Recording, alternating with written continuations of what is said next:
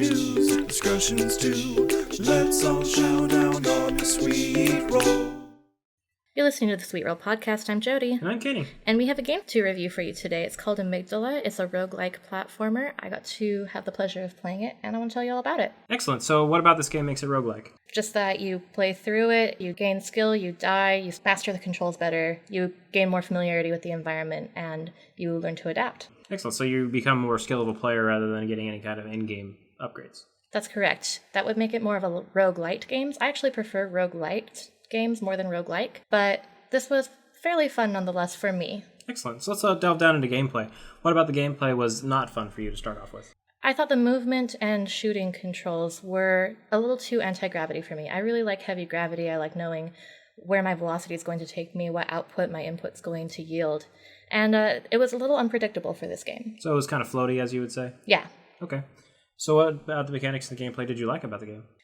I thought the really fun aspect was the concept of a third eye on your character. You have the eyes that your character uses to see, and then it has a third eye on its forehead, and that eye determines the power that your character has in the game. As you go around and collect gems, the eye increases, signifying your increased power, and as you use certain abilities, the eye shrinks, or if you get damaged, the eye shrinks.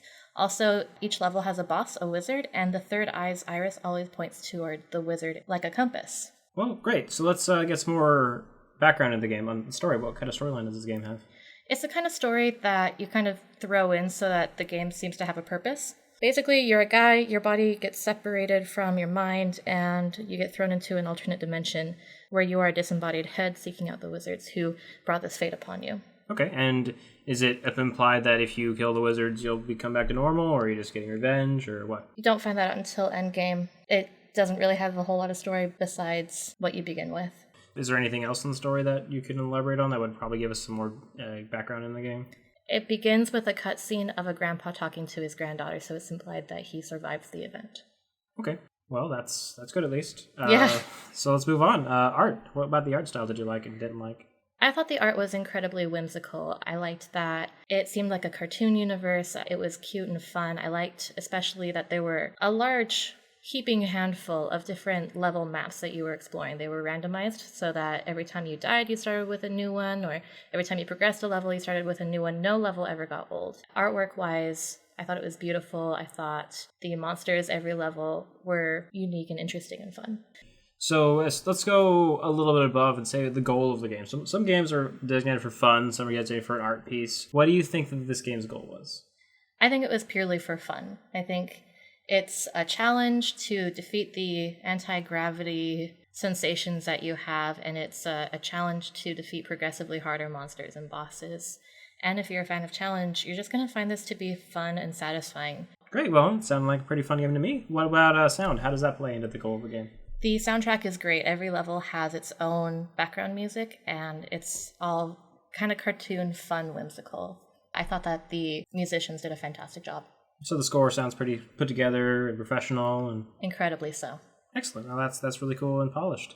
Let's go on to the audience of the game. If I were a specific demographic, would I not enjoy this game? I think that there are a couple of tiny references that might make indigenous people feel uncomfortable. In some of the jungle scenes, for example, there are little bush guys that go, ah, la, la, la, and I think that if you're sensitive to that, you're going to feel it. I think that I'm a white woman, and it doesn't bother me, but it might not bother me because I'm the one in power. And I suppose. I need to check my privilege. I mean, it happens in a lot of cartoons and movies. Like, just off the top of my head, I could think of, like, Pirates of the Caribbean 2, where there's this huge tribal scene where they have to go through and they make very, very stereotypical references to Aboriginal people. And this, I guess, is a much softer reference than that. Yeah, I'd agree. And I just think that that's the one thing that might make people uncomfortable. But if it doesn't make you uncomfortable, you're going to be good. Excellent. What about, can I play as a girl in the game? Is there female sprites available? Is it? Nope, but the disembodied head doesn't seem to have a strong gender. It's implied that it's a man because of the beginning cutscene, but you don't feel like your gender has any bearing whatsoever on the game. That's good, at least. So what kind of gamer would enjoy this game most? I'd say an explorer type or an achiever type who is okay with a long process before they get the achievement high would enjoy this game. Somebody who is cool with single player, who likes roguelike platformers, you're just going to have a generally fun time playing this. I'm not thinking it's going to be anyone's favorite #1 ever game. I don't think that in 20 years people are going to look back and go, Amygdala. But I think that it's going to be a fun way to spend a few hours. Excellent. Well, it sounds like a really polished game. Were there any like game-breaking bugs or anything like that? There was only one tiny bug that I saw. There's a boss that flings spiky metal balls at you, and when the balls break, they fragment so that the image of the ball breaks apart in little chunks rather than having individual sprites for the broken parts. That's the only thing that looked buggy or glitchy to me, and that was just in the graphics. Tiny little detail, not a big deal. Excellent. So you played this on PC, right? Yeah. And you played it on controller? I was able to play it both on controller and on keyboard. There was a key binding feature. Oh, great. So you can kind of play it however you want. Awesome. So yeah, if you're interested in the game, you can pick it up on Steam for $9.99. Sounds like a pretty good use of an afternoon. Yeah. All right, that's all we have for you this week. Thanks for tuning in, and happy gaming.